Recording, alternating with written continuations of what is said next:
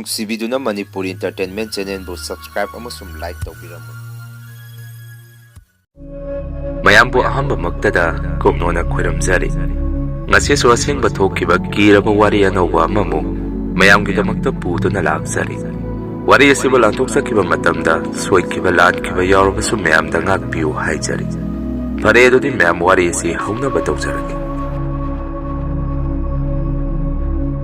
ꯋꯥꯔꯤ ꯑꯁꯤ ꯉꯁꯤꯗꯒꯤ ꯆꯍꯤ 2ꯒꯤ ꯃꯃꯥꯡꯗ ꯑꯁꯦꯡꯕ ꯊꯣꯛꯈꯤꯕ ꯊꯧꯗꯣꯛ ꯑꯃꯒꯤ ꯋꯥꯔꯤꯅꯤ꯫ ꯃꯇꯝ ꯑꯗꯨꯗ ꯑꯩꯈꯣꯏꯅ ꯂꯩꯔꯤꯕ ꯂꯝ ꯑꯁꯤ ꯂꯝꯍꯥꯡ ꯇꯨꯝꯍꯥꯡ ꯄꯥꯠ ꯌꯥꯝꯅ ꯃꯔꯥꯡ ꯀꯥꯏꯅ ꯂꯩꯔꯝꯃꯤ꯫ ꯃꯗꯨꯅ ꯑꯩꯈꯣꯏꯗ ꯌꯥꯝꯅ ꯅꯧꯔꯤꯉꯩꯗꯒꯤ ꯑꯍꯟꯁꯤꯡꯒꯤ ꯃꯇꯨꯡ ꯏꯜꯂꯒ ꯉꯥ ꯐꯥꯕ ꯑꯗꯨꯝ ꯆꯠꯂꯝꯃꯤ꯫ ꯑꯗꯨꯕꯨ ꯅꯣꯡꯃꯗꯤ ꯏꯃꯥꯟꯅꯕ ꯑꯩꯈꯣꯏ 5ꯃꯨꯛ ꯍꯧꯅꯔꯒ ꯆꯨꯏꯊꯦꯛ ꯄꯥꯠ ꯍꯥꯏꯗꯅ ꯃꯐꯝ ꯑꯃ ꯂꯩ꯫ ꯃꯐꯝ ꯖꯒꯥ ꯑꯗꯨꯗ ꯏꯁꯤꯠꯄ ꯆꯠꯁꯤ ꯍꯥꯏꯅꯔꯝꯃꯤ꯫ ꯃꯇꯝ ꯑꯗꯨꯗ ꯂꯩꯀꯥꯏꯒꯤ ꯑꯍꯟꯁꯤꯡ ꯑꯃꯗꯤ ꯏꯃꯥ ꯕꯕꯥꯅꯗꯤ ꯖꯒꯥ ꯑꯗꯣꯝꯗ ꯆꯪꯉꯨꯅꯨ, ꯂꯥꯏꯐꯝ ꯌꯥꯝꯅ ꯀꯟꯕ ꯖꯒꯥꯅꯤ, ꯂꯤꯟꯁꯨ ꯑꯆꯧ ꯑꯆꯧꯕ ꯌꯥꯝꯅ ꯂꯩ, ꯈꯨꯗꯣꯡꯊꯤꯕ ꯇꯥꯒꯅꯤ ꯍꯥꯏꯔꯛꯈꯤ꯫ ꯃꯗꯨꯗꯒꯤ ꯑꯩꯁꯨ ꯃꯐꯝ ꯑꯗꯣꯝꯗ ꯆꯪꯕꯗꯨ ꯏꯁꯥꯗ ꯀꯤꯔꯛꯄ ꯍꯧꯔꯝꯃꯤ꯫ ꯃꯗꯨꯅ ꯏꯃꯥꯟꯅꯕꯁꯤꯡꯗꯁꯨ ꯑꯩꯅ ꯃꯐꯝ ꯑꯗꯣꯝꯗ ꯆꯪꯕꯗꯨ ꯇꯣꯛꯑꯁꯤ, ꯖꯒꯥ ꯑꯇꯣꯞꯄ ꯑꯃꯗ ꯑꯣꯏꯅ ꯆꯠꯂꯁꯤ ꯍꯥꯏꯔꯝꯃꯤ꯫ ꯇꯧꯕꯇꯕꯨ ꯃꯈꯣꯏꯗꯤ ꯑꯩꯅ ꯍꯥꯏꯔꯤꯕꯗꯨ ꯀꯌꯥ ꯇꯥꯔꯝꯗꯦ꯫ ꯅꯨꯄꯥ ꯃꯆꯥ ꯉꯥꯛꯇꯅꯤ, ꯆꯠꯅꯤ ꯍꯥꯏꯗꯨꯅ ꯂꯦꯞꯈ꯭ꯔꯕꯅꯤ꯫ ꯍꯌꯦꯡ ꯑꯗꯨꯝ ꯆꯠꯂꯅꯤ, ꯅꯪ ꯀꯤꯔꯒꯅ ꯂꯩꯍꯧꯔꯣ, ꯃꯇꯨꯡ ꯃꯅꯥꯎ ꯁꯤꯠꯄꯗꯤ ꯍꯧꯔꯛꯀꯅꯨ ꯍꯥꯏꯗꯨꯅ ꯌꯥꯝꯅ ꯁꯥꯎꯖꯜꯂꯛꯈꯤ꯫ ꯃꯗꯨꯗ ꯑꯩꯅ ꯑꯃꯨꯛ ꯅꯈꯣꯏꯁꯤꯗꯤ ꯄꯨꯔꯥ ꯕꯦꯔꯥꯅꯤ, ꯑꯩꯗꯤ ꯁꯨꯝ ꯃꯌꯥꯝꯅ ꯆꯪꯅꯗꯕ ꯖꯒꯥꯒ ꯑꯣꯏꯕꯒ ꯂꯥꯏꯐꯝꯁꯨ ꯌꯥꯝꯅ ꯀꯜꯂꯤ ꯍꯥꯏ꯫ ꯃꯗꯨꯗ ꯁꯨꯝ ꯍꯥꯏꯕꯅꯤ, ꯐꯔꯦꯁꯦ ꯍꯌꯦꯡꯗꯣ ꯑꯩꯁꯨ ꯌꯥꯎꯔꯒꯦ, ꯄꯨꯂꯞ ꯆꯠꯂꯁꯤ ꯍꯥꯏꯔꯝꯃꯤ꯫ ꯅꯨꯃꯤꯠꯇꯨꯃꯗꯤ ꯑꯩꯈꯣꯏ ꯀꯥꯡꯕꯨ ꯉꯥꯄ꯭ꯔꯨꯝ ꯂꯥꯡ ꯀꯥꯏꯔꯨꯔꯒ ꯏꯃꯥꯟꯅꯕ ꯀꯤꯁꯟ ꯍꯣꯏꯒꯤ ꯃꯌꯨꯝꯗ ꯅꯨꯃꯤꯗꯥꯡ ꯆꯥꯛ ꯆꯥꯃꯤꯟꯅꯔꯝꯃꯤ꯫ ꯆꯥꯛ ꯆꯥꯔꯤꯉꯩ ꯃꯔꯛ ꯑꯗꯨꯗꯁꯨ ꯑꯩꯈꯣꯏꯅ ꯍꯌꯦꯡ ꯆꯠꯀꯗꯕ ꯃꯐꯝ ꯑꯗꯨꯒꯤ ꯋꯥꯔꯤ ꯁꯥꯗꯨꯅ ꯂꯩ꯫ ꯑꯩꯈꯣꯏꯅ ꯁꯥꯟꯅꯔꯤꯕ ꯋꯥꯔꯤꯁꯤꯡ ꯑꯗꯨꯁꯨ ꯏꯃꯥꯟꯅꯕ ꯀꯤꯁꯟꯒꯤ ꯃꯕꯣꯛꯅ ꯇꯥꯕꯗꯒꯤ ꯑꯩꯈꯣꯏ ꯃꯌꯥꯝꯗ ꯁꯨꯝꯅ ꯍꯥꯏꯔꯛꯈꯤ, ꯑꯉꯥꯡꯁꯥ, ꯅꯈꯣꯏꯅ ꯉꯁꯥꯏꯗꯒꯤ ꯁꯥꯟꯅꯔꯤꯕ ꯋꯥꯔꯤꯁꯤꯡ ꯑꯗꯨ ꯑꯩ ꯂꯣꯏꯅ ꯇꯥꯏ꯫ ꯌꯦꯡꯉꯨ, ꯃꯐꯝ ꯑꯗꯣꯝꯗ ꯊꯥꯏꯅ ꯂꯥꯏ ꯑꯣꯏꯈ꯭ꯔꯕ ꯅꯄꯥ ꯅꯄꯨꯁꯤꯡꯒꯤ ꯍꯥꯛꯇꯛꯇꯒꯤꯁꯨ ꯉꯥ ꯐꯥꯕ ꯂꯥꯡ ꯊꯥꯛꯄ ꯆꯪꯕ ꯀꯤꯅꯔꯤꯕ ꯖꯒꯥ ꯑꯃꯅꯤ꯫ ꯅꯈꯣꯏ ꯄꯨꯄꯨꯅ ꯂꯤꯕꯤꯔꯝꯕ ꯋꯥꯔꯤ ꯑꯃꯁꯨ ꯂꯩ, ꯅꯈꯣꯏ ꯃꯨꯟꯅ ꯇꯥꯎ꯫ ꯃꯇꯝ ꯑꯃꯗ ꯑꯩꯈꯣꯏ ꯈꯨꯜ ꯑꯁꯤꯗ ꯂꯩꯕ ꯃꯤꯑꯣꯏ ꯑꯃ ꯃꯐꯝ ꯑꯗꯣꯝꯗ ꯂꯥꯡ ꯊꯥꯛꯄ ꯆꯪꯉꯨꯕꯗ ꯃꯥꯒꯤ ꯃꯇꯨ ꯃꯆꯥꯒ ꯃꯁꯛ ꯆꯞ ꯃꯥꯟꯅꯕ ꯃꯤꯑꯣꯏ ꯈꯔ ꯄꯥꯠ ꯑꯗꯨꯗ ꯂꯦꯞꯇꯨꯅ ꯂꯩꯔꯝꯃꯤ ꯍꯥꯏ꯫ ꯅꯨꯄꯥ ꯑꯗꯨꯁꯨ ꯃꯥꯒꯤ ꯅꯨꯄꯤ ꯑꯉꯥꯡ ꯑꯣꯏꯔꯕꯣꯏ ꯅꯤꯡꯗꯅ ꯀꯧꯗꯨꯅ ꯆꯪꯁꯤꯜꯂꯨꯕꯗ ꯉꯁꯥꯏ ꯃꯥꯅ ꯎꯈꯤꯕ ꯃꯇꯨ ꯃꯆꯥꯁꯤꯡ ꯑꯗꯨ ꯑꯃꯨꯛꯇ ꯃꯤꯑꯣꯏ ꯑꯃꯗ ꯄꯨꯟꯅ ꯄꯨꯟꯁꯤꯜꯂꯒ ꯑꯀꯤꯕ ꯃꯇꯧ ꯑꯃꯗ ꯅꯨꯄꯥ ꯑꯗꯨꯕꯨ ꯄꯠꯌꯥꯏ ꯑꯗꯣꯝꯗ ꯆꯦꯟꯈꯤꯔꯝꯃꯤ꯫ ꯃꯁꯤꯒꯤ ꯃꯇꯨꯡ ꯃꯌꯨꯝꯗꯁꯨ ꯅꯨꯃꯤꯠ ꯇꯥꯔꯐꯥꯎ ꯍꯜꯂꯛꯇꯕꯗꯒꯤ ꯃꯥꯒꯤ ꯅꯨꯄꯤꯅ ꯂꯩꯀꯥꯏꯒꯤ ꯃꯤꯑꯣꯏꯁꯤꯡꯗ ꯃꯥꯒꯤ ꯅꯨꯄꯥꯕꯨ ꯎꯔꯛꯄ꯭ꯔꯥ, ꯄꯥꯠ ꯃꯌꯥꯗ ꯂꯩꯍꯧꯕ꯭ꯔꯥ ꯍꯪꯕꯗ ꯂꯩꯀꯥꯏꯒꯤ ꯃꯤꯑꯣꯏ ꯑꯃꯠꯇꯅ ꯊꯦꯡꯅꯩ ꯎꯏ ꯍꯥꯏꯔꯛꯇꯕꯗꯒꯤ ꯃꯌꯥꯝ ꯆꯪꯗꯅ ꯊꯤꯔꯛꯄꯗ ꯅꯨꯄꯥ ꯑꯗꯨꯗꯤ ꯃꯥꯒꯤ ꯂꯥꯡ ꯊꯥꯛꯐꯝ ꯖꯒꯥ ꯑꯗꯣꯝꯗ ꯃꯁꯥ ꯒ꯭ꯌꯥꯟ ꯇꯥꯗꯅ ꯊꯦꯡꯅꯔꯛꯈꯤ꯫ ꯃꯌꯨꯝꯗ ꯍꯦꯛ ꯌꯧꯕꯒꯁꯨ ꯃꯤꯑꯣꯏ ꯑꯗꯨ ꯉꯥꯏꯍꯥꯛꯇ ꯒ꯭ꯌꯥꯟ ꯂꯥꯛꯑꯝꯗꯨꯅ ꯃꯥꯅ ꯊꯦꯡꯅꯔꯛꯈꯤꯕ ꯊꯧꯗꯣꯛ ꯄꯨꯝꯕ ꯃꯇꯨ ꯃꯆꯥꯗ ꯋꯥꯔꯤ ꯂꯤꯔꯝꯃꯒ ꯃꯕꯨꯛ ꯀꯟꯈꯠꯇꯨꯅ ꯈꯨꯗꯛꯇ ꯃꯥꯏꯕ ꯃꯥꯏꯕꯤ ꯀꯧꯔꯕꯁꯨ ꯀꯟꯕ ꯉꯝꯗꯅ ꯁꯤꯈꯤ꯫ ꯊꯧꯗꯣꯛ ꯑꯗꯨꯗꯒꯤ ꯃꯐꯝ ꯑꯁꯥꯏꯗ ꯂꯩꯔꯤꯕ ꯃꯤꯑꯣꯏꯁꯤꯡꯁꯨ ꯖꯒꯥ ꯑꯗꯣꯝꯗ ꯆꯪꯕ ꯀꯤꯅꯔꯝꯃꯤ꯫ ꯈꯨꯜꯁꯤꯒꯤ ꯑꯍꯟꯁꯤꯡꯅꯁꯨ ꯃꯐꯝ ꯑꯗꯣꯝꯗ ꯆꯪꯉꯨꯅꯨ ꯊꯤꯡꯉꯝꯃꯤ꯫ ꯇꯧꯕꯇꯕꯨ ꯖꯒꯥ ꯑꯗꯣꯝꯗꯗꯤ ꯏꯁꯣꯔꯁꯨ ꯂꯩꯕꯅꯤꯅ ꯉꯥꯁꯨ ꯃꯔꯥꯡ ꯀꯥꯏꯅ ꯂꯩꯔꯝꯃꯤ꯫ ꯃꯗꯨꯗ ꯃꯤꯑꯣꯏ ꯑꯃꯁꯨ ꯃꯐꯝ ꯑꯗꯣꯝꯗ ꯇꯨꯃꯤꯟꯅ ꯆꯪꯗꯨꯅ ꯉꯥꯁꯤꯡ ꯑꯗꯨ ꯐꯥꯔꯨꯏ꯫ ꯅꯨꯃꯤꯠ ꯅꯨꯡꯇꯤ ꯈꯨꯗꯤꯡꯒꯤ ꯃꯐꯝ ꯑꯗꯨꯕꯨ ꯍꯦꯛ ꯆꯪꯉꯨꯔꯕꯗꯤ ꯃꯤꯑꯣꯏ ꯑꯗꯨꯅ ꯃꯥꯒꯤ ꯉꯥ ꯇꯨꯡꯒꯣꯜ ꯑꯗꯨ ꯅꯤꯛ ꯅꯤꯛ ꯂꯥꯎꯅ ꯆꯣꯟꯅ ꯍꯦꯛꯇ ꯄꯨꯊꯣꯔꯛꯏ꯫ ꯃꯇꯧ ꯀꯌꯥꯁꯤꯗ ꯈꯨꯟꯒꯤ ꯃꯤꯑꯣꯏꯁꯤꯡꯅꯁꯨ ꯆꯤꯡꯅꯔꯛꯄꯗꯒꯤ ꯅꯨꯄꯥ ꯑꯗꯨꯅ ꯆꯪꯈꯤꯕ ꯃꯥꯏꯀꯩ ꯑꯗꯨ ꯂꯨꯝꯗꯨꯅ ꯌꯦꯡꯉꯨꯕꯗ ꯃꯥꯗꯤ ꯃꯌꯥꯝꯅ ꯆꯪꯕ ꯀꯤꯅꯔꯕ ꯃꯥꯏꯀꯩ ꯑꯗꯣꯝꯗ ꯆꯪꯗꯨꯅ ꯉꯥꯁꯤꯡ ꯑꯗꯨ ꯄꯨꯊꯣꯔꯛꯄ ꯑꯣꯏꯔꯝꯃꯤ꯫ ꯃꯗꯨꯗꯒꯤ ꯈꯨꯟꯒꯤ ꯑꯍꯟꯁꯤꯡꯅ ꯆꯪꯒꯅꯨ ꯖꯒꯥ ꯑꯗꯣꯝꯗ, ꯀꯔꯤꯒꯨꯝꯕ ꯅꯪꯅ ꯀꯣꯟꯅ ꯐꯠꯇ ꯅꯨꯡꯗ ꯊꯣꯔꯛꯑꯕꯗꯤ ꯑꯩꯈꯣꯏ ꯗꯥꯏꯇ ꯂꯧꯕ ꯉꯝꯃꯣꯏ ꯍꯥꯏꯗꯨꯅ ꯌꯥꯝꯅ ꯉꯥꯡꯉꯝꯃꯤ꯫ ꯑꯗꯨꯕꯨ ꯅꯨꯄꯥ ꯑꯗꯨꯅ ꯃꯌꯥꯝꯅ ꯍꯥꯏꯔꯤꯕ ꯋꯥꯐꯝꯁꯤꯡ ꯑꯗꯨ ꯂꯧꯗꯕꯗꯒꯤ ꯃꯐꯝ ꯑꯗꯣꯝꯗ ꯍꯟꯖꯟ ꯍꯟꯖꯟ ꯆꯪꯗꯨꯅ ꯉꯥꯁꯤꯡ ꯑꯗꯨ ꯐꯥꯔꯝꯃꯤ꯫ ꯇꯧꯕꯇꯕꯨ ꯀꯣꯟꯅꯗꯤ ꯃꯥꯒꯤꯁꯨ ꯏꯁꯣꯔ ꯑꯗꯨ ꯎꯛꯅꯧ ꯇꯝꯃꯝꯕꯗꯒꯤ ꯃꯥꯅ ꯉꯥ ꯐꯥꯔꯤꯕ ꯖꯒꯥ ꯑꯗꯣꯝꯗ ꯏꯁꯤꯡ ꯃꯅꯨꯡꯗꯒꯤ ꯀꯣꯡꯒꯣꯟ ꯄꯤꯗ꯭ꯔꯤꯛ ꯄꯤꯗ꯭ꯔꯤꯛ ꯁꯧꯗꯨꯅ ꯃꯥꯒꯤ ꯃꯈꯨꯠꯇ ꯄꯥꯏꯔꯤꯕ ꯉꯥ ꯇꯨꯡꯒꯣꯜ ꯑꯗꯨ ꯏꯁꯤꯡ ꯃꯅꯨꯡꯗ ꯆꯤꯡꯁꯤꯜꯂꯛꯈꯤ ꯍꯥꯏ꯫ ꯃꯇꯧ ꯑꯗꯨꯗ ꯅꯨꯄꯥ ꯑꯗꯨꯁꯨ ꯀꯤꯗꯨꯅ ꯃꯌꯨꯝ ꯇꯝꯅ ꯀꯟꯅ ꯆꯦꯜꯂꯛꯈꯤ꯫ ꯅꯣꯡ ꯅꯤꯅꯤꯗꯤ ꯃꯁꯥꯗ ꯀꯔꯤꯁꯨ ꯇꯧꯗꯅ ꯂꯩꯔꯝꯃꯒ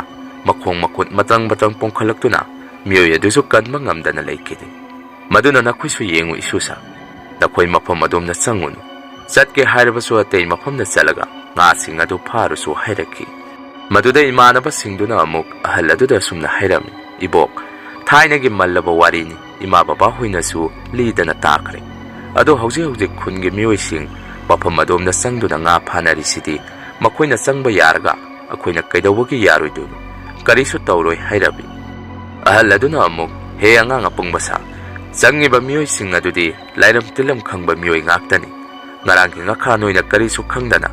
Mafam adomda sangunu nathwai mangzani. Ngada yamna sopase isorgi makuta adum tabani.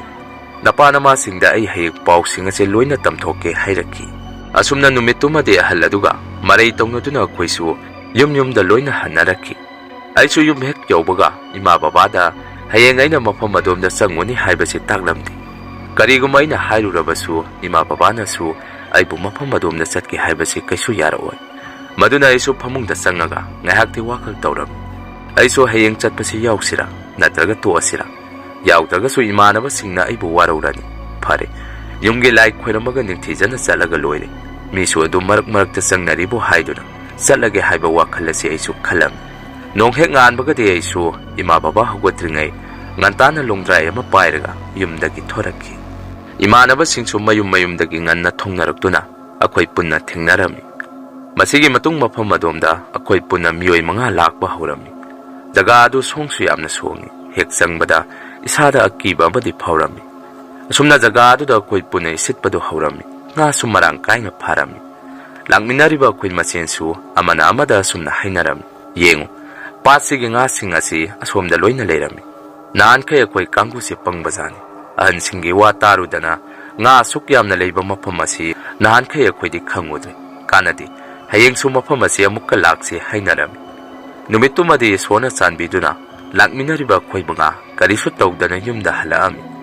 Matanggi numitaso ako'y puna mukhang na duna, mapamadumda muksangami. Tawbadabo handagsu, daga adumdagi yamnaba nga mayama mapaduna. Ako'y mga nathoraki. Lakaygi miyoy singcho ako'y nasanguriba mafam adu khangabra karino ako'y da singnaba mityeng bahuraki. Babae manaso engwanda ngang bahurami.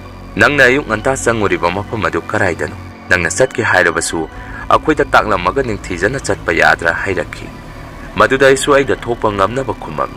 Nong nanidi ako'y su papam adom na sangbadu lepami. Mayam na khangnarakpadagi. Masigi matung amuk mafam adomda ako'y punna amuk sangsalami. Adubo numit adudi ako'y nanahan kay pariba ngagi sang adu yaw haiba sugya yaramdi. Maduna asukpa mafam kahina sangsalaga nga sing adu parami. Matam aduda imanaba mana ako'y da sumna hairaki. Bay, ako'y imagi makhon maan ba makauri na ako'y di tadabra. Ako'y na mafam masida sangkre haiba si ima babahoy na kangkraba karino tibalay. Ay hangaga di layti kumuhay na. Imanabadu taw hobo marag amada sangsandu na lodki. Matawa da ako'y masensu amana amada muna yung narami. Karino mana hairisibo. Mapamasida di kanamata kaurakti. Asibo ngawra bazara hay narami. Ngayang dairagadi imanaba amamu mabukza ay haidu da po da uba hauraki. Adubo handagti ay suwa kalamalaki. Karino nga si tawri iba mong matawa sibo. Ahansing na sanguno haibadu suma abazara. Mapamasida gitu na salhawdaba yade kalagdo na. Ay na imanaba singda sumna hairami. Bay, ako'y tuwasi, lao pungso numit yung bagi baro chapsa na tari. Rosan sumabuk na ay haida na puo da su ori. Nga sige nga saruk tungba da su ay gidi saruk tungano. Nakoy oy na yenazaro, lao yung na halasi hairami. Ay giwapa maduda imanaba singdo su, hoit bay, maduna para ni haido na. Yung na halak na ba po sa ilo'y salami. Tanzaado da nga say mamangda, taong maragtasang kiba imanaba do di suktok torak kidi. Ako'y masenso imanaba dubo maming kaw do na. Mapamaday da ko'y titirami. Kung na pangagtabadagi aroy boy na, mana nga sahit san kibataw marag aduda, amuk ka yengo si haido na, sumtirag pada, imanaba do di masapong mamuray naraga, makada pamaga masinda, imana ibu kore, ay tsalage hairaki. Mataw do da ko'y supungangaki, mamang da tiba da lerong kitaba jaga aduda, amuk mataw karam na leram ibano haido na. Masigi matung samin na riba ko'y mangagi manungda, kariso tawdawa ko'y ahumna, imanaba ni dubo tangaga, yung tam na puraki. Mamang na ko'y napakiba nga singa do sukirakpadagi, mapamado loy na haidoami. Asum na yung hek yaw bagadi, ahansing na ko'y bo suki matik ngangami. Karigino angang na ko'y na, laitin tingke laikelibadi. Nga karapa mo pra haibabu, na ko'y hujikti dasa tare na na. Hayeng nagin na ko'y mga magpada sida amukhan na torak bayaroy haido na, ahansing nga do na ti na sayraki. Giyantada na layriba imanaba anidugi marakta, amadi lengdaw maset kumba, lekhong gumba ngakta oraki. Amana mapam aduda, ima lehore haido na.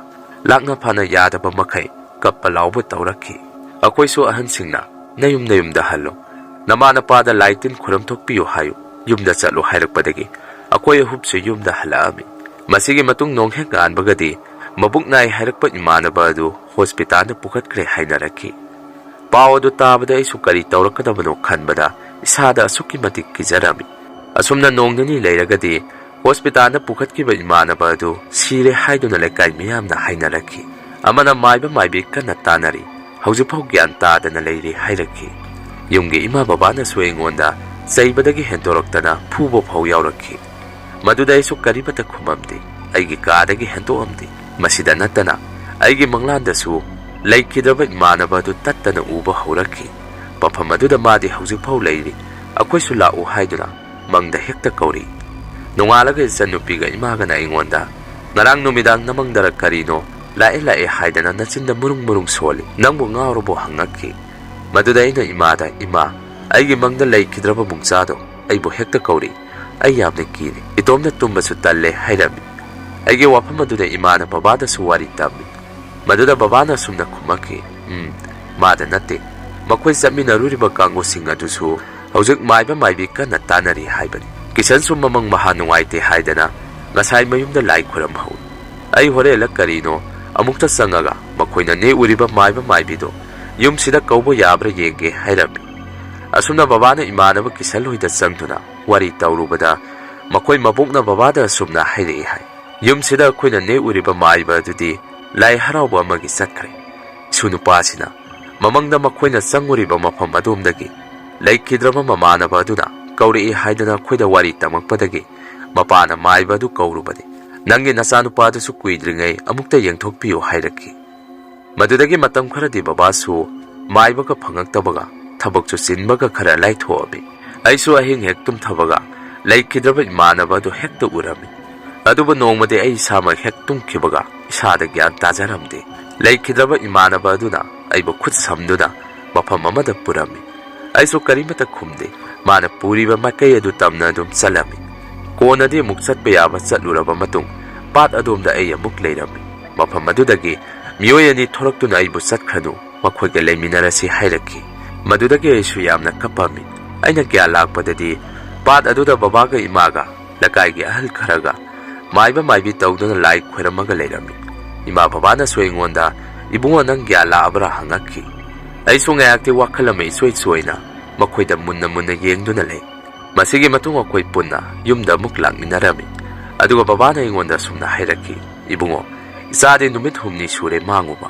nang kadaida chaluge namaga khoina ayugi haurakpada sadi phamungda leiramde madudagi numit humni changna nangbu thirakpada nakhoina nga pharuba tau hoba barak abada sadi gyan tadana leirami hairakhi maiba aduna su baba hoida sumna hairami hai mafam adomda laikhidraba thawai sing aduna nasanupabu ahingda kauthokpani audikti makhoigi machinjak tamkhre nasanupasu matam kharadi numit yungba matam amadi ahing thenga kana khara senam audiki oinadi kaya khudong thibadi nangaroi hairami hai aiso numit adudagi aigi mangna tattana lamba imanaba sing adusu lakhidre pat adomdasu haudikti mioi amata changna dana leire hek yengbasu isuk suaga yengbada mafam adu akiba mo oiri masini mayam ngasigi rian hore story mathangi wari thagalakpada mayam punna muk thengnarasi ngasigi di mayam dagi kainanaba bidai laujari